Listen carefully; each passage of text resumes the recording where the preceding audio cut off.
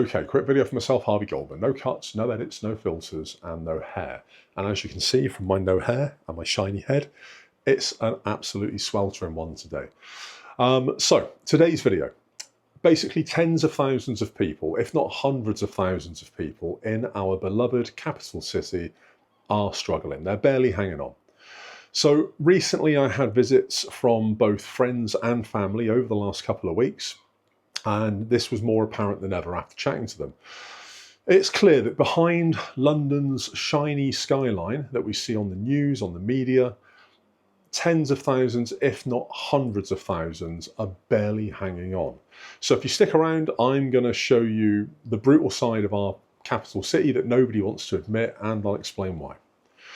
So partly this is to do with London's wealth gap. The wealth gap there, as well as obviously the economics, the cost of living, is bigger than ever. The headlines will tell you that London is booming.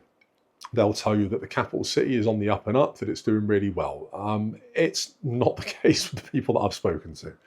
Thousands are living hand to mouth whilst working full time. So why is this? Well, let's have a look. So you've got in-work poverty in London, where 1 in 5 working households, that's 20%, now live in poverty. Those are stats direct from Trust for London, and that was December last year. Rents are obviously the largest rents you'll find anywhere in the UK. The average London rent in 2024, in the third quarter, actually passed £2,500 a month. Now it's around 2,100-ish, but that is still ridiculous.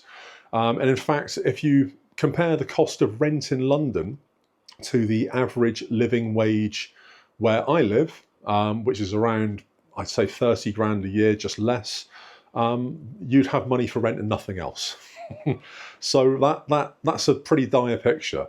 And what this means, it means that it prices out key workers, it prices out young professionals. The only people that can afford to be there are old money. The cost of essentials obviously is going up, and this is illustrative in London as well, where you don't have large supermarkets everywhere. Very often people on estates are tied into shopping at corner shops, or they're tied into shopping at up-priced newsagents. Grocery prices in normal supermarkets are up 8% year on year. In London, it's actually higher. It's 10 or 11%. And the transport costs in London are still the highest in the UK. You've also got child poverty rates. So around 37% of children in London, and that's over a third, are living in poverty after housing costs. So basically, if you consider housing and then remove that, those children are still living in abject poverty compared to the rest of the UK, and also compared to the rest of Europe. If you take places like Sweden, like Denmark, like Germany, it's not a very good picture. You've got 0-hour gig work, which is growing massively in the city. Now, obviously, this type of unstable work is locking people into their cycles of insecurity. Along with that, you've got mental health issues that can arise from it. You've got the anxiety of not knowing if you're going to be working that week, what you're going to be earning that week, if you might lose your job. And you compound that with the influx of all the engineers and doctors we've got turning up on the boats. Fantastic, that. And I've seen recent videos. They are audit videos, and you've got to kind of take those as you see them. But I have seen a few audit videos. I think AY Audits was one of them, and he goes around a lot of the hotels, a lot of the migrant hotels, and they've actually got people there that are working for Deliveroo, for Uber Eats, for Just Eat. And in fact, in one of them recently, there was a sticker on the door that he photographed, or rather videoed, where it showed that food prep was being done. They were growing their own food and food prepping at a migrant hotel. So that paints a pretty terrifying picture. Not only are UK citizens having to go into gig economy jobs because there's no other way for them to make up their income, but also even those jobs are fought for now against the boat people, which seems ridiculous. And the mental health issues and the burnout that comes with that, along with the cost of living pressures that we all face, it all feeds record levels of depression, which then feeds record levels of doctors' visits, which then puts pressure on that service. And it's a cyclical kind of issue. Everything has a knock-on effect. It's like dominoes. It's like disaster dominoes. You've got community action where food banks and mutual aid groups and solidarity networks are now becoming lifelines for people.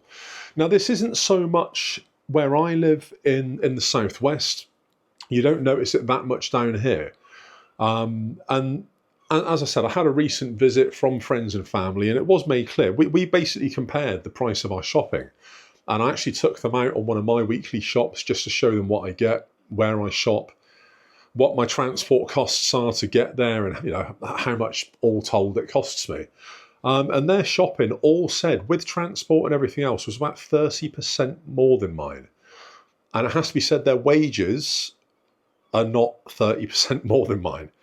So it's not good. And I know that my friends and family aren't the only people in this position. They know many people in the same boat. And I'm sure if you extrapolate that out, that's tens of thousands, if not hundreds of thousands, out of the seven or so million that live in our capital that are in dire straits. So how does this get fixed? How can the government turn this around? And if the government can't turn this around, how can the people in that situation turn it around? It's all right for me to sit here and say, yeah, they need to get better paid jobs. They need to side hustle. It's probably not going to fix the problem. You've got an influx of people moving into that area.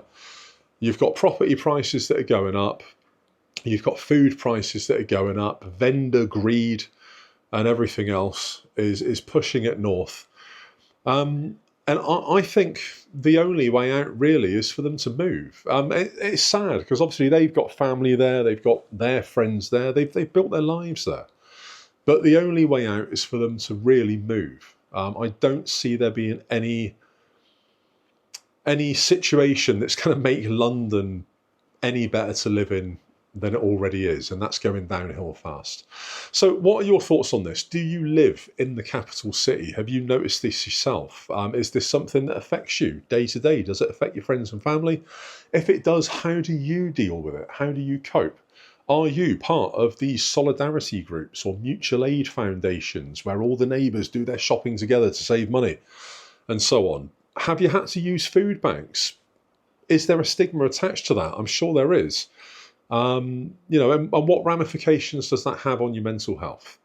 Look, drop it in the comments. As always, I'm really keen to find out. YouTube is likely going to put another video somewhere around there. Give it a watch. Maybe do, maybe don't. Entirely up to you. But there you go. Like, follow, subscribe, ring the bell, all that jazz. And yeah, Goldman. Peace out.